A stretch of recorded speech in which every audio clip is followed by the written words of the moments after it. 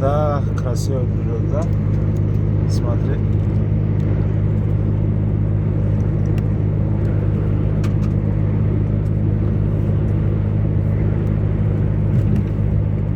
سلام علیکم بچه ها، سازه خوبه؟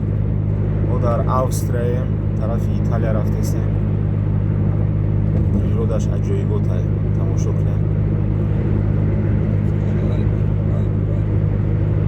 و алпе да находимся. Да.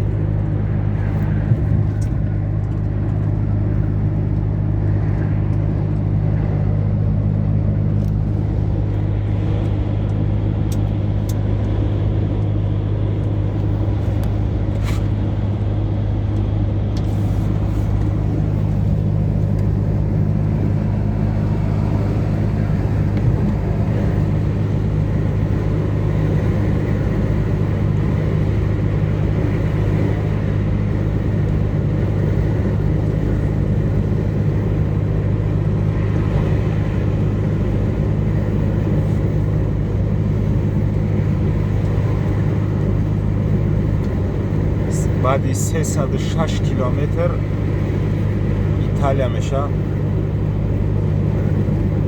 Бор бурдестем Италия. О, смотри, да?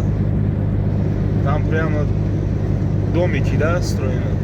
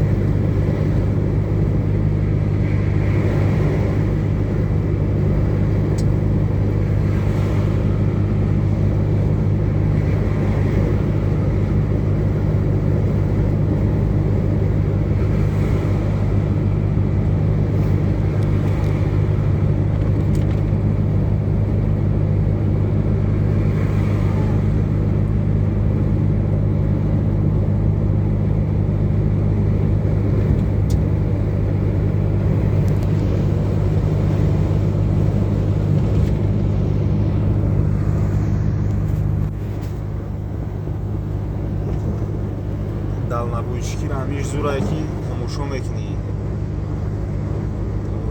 فقط